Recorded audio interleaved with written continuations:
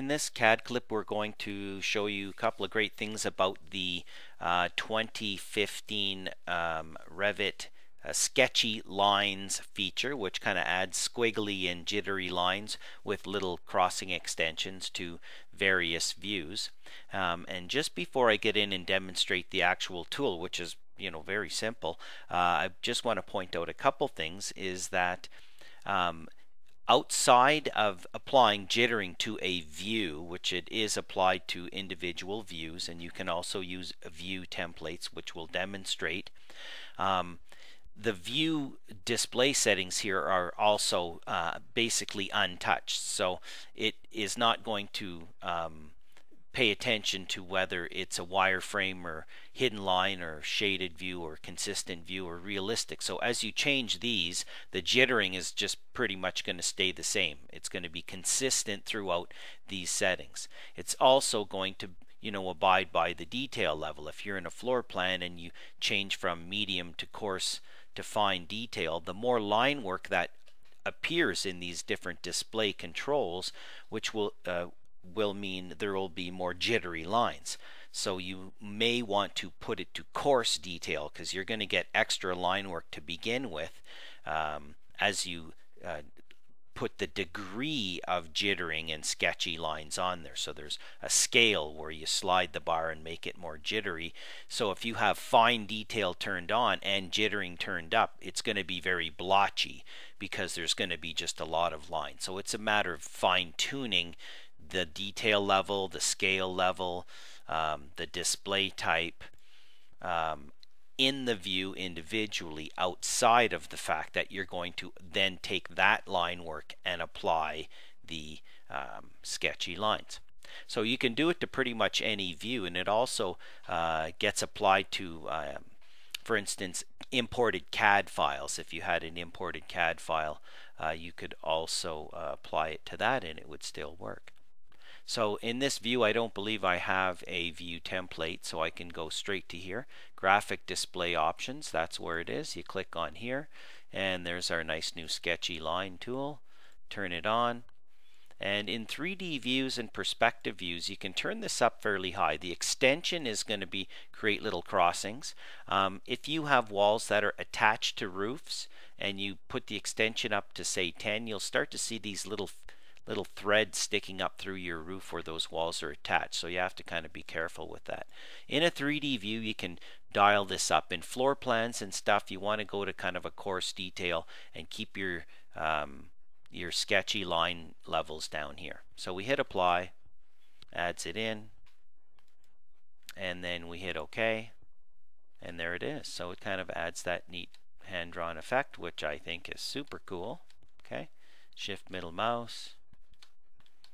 Okay, so if you change this to be a shaded view, it's going to go to a shaded view, but you're still going to get your jittery lines just like they were. Okay, it's going to pick up surface patterns. So if we zoom into here, we're going to see surface patterns kind of showing in there. It's kind of nice. It doesn't look like the surface pattern themselves are being jittered. They're just staying the way they are. Let's check the roof tile. That was already a little bit jittery, so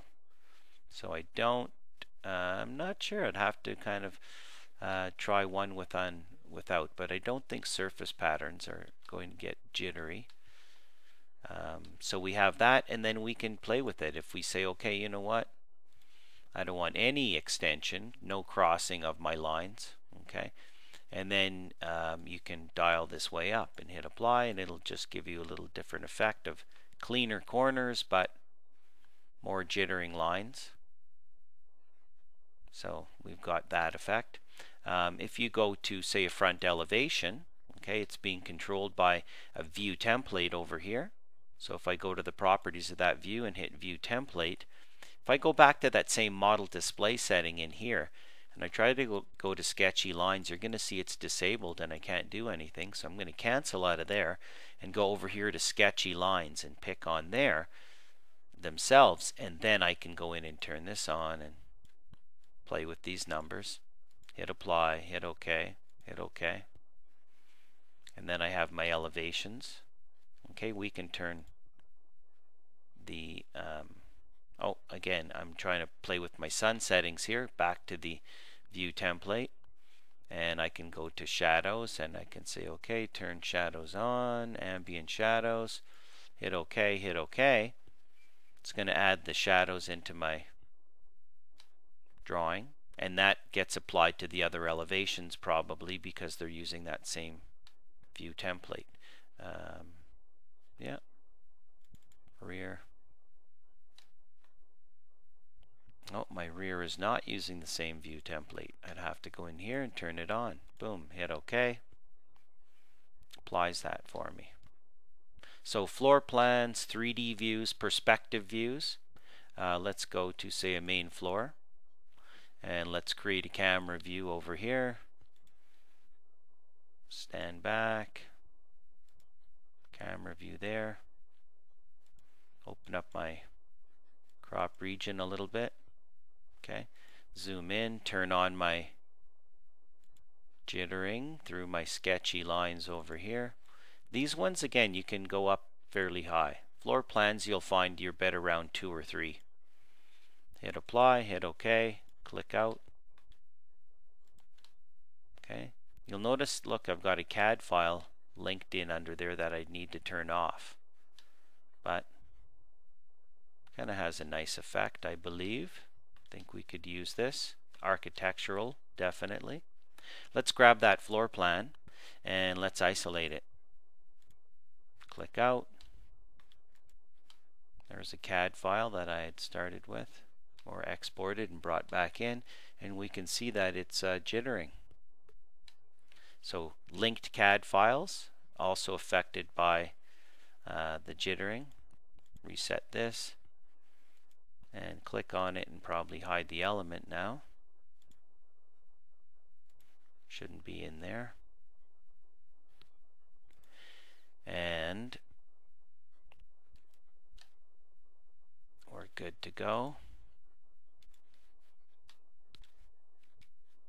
So I think the key is 3D views, we're not going to, you can again just kind of play with your dials on there, but in the floor plans you're going to want to probably have a look at your coarse and fine detail and stuff, because that is going to have an impact, and it's going to work in combination with your sketchy lines as you dial this stuff up.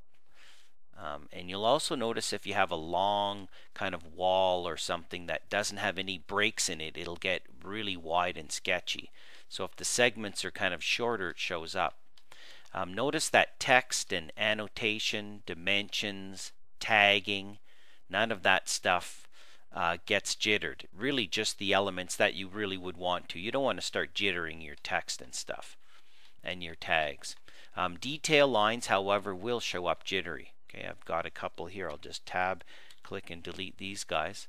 So if I go into my annotate and I say I want to draw a detail line, just type DL on the keyboard and draw some detail lines. They're going to follow that. So, as you draw, it's kind of neat, because if you say create similar, you can actually draw while in sketch mode, and your baseline is straight, but then when you finish it turns into a sketch line, which is kind of neat. Same thing as if you draw walls. If you go back over to here and you see I'm going to draw a wall, and you start to draw walls, it's going to sketch it right away. If you want to add in a window, you pick on a window, not that.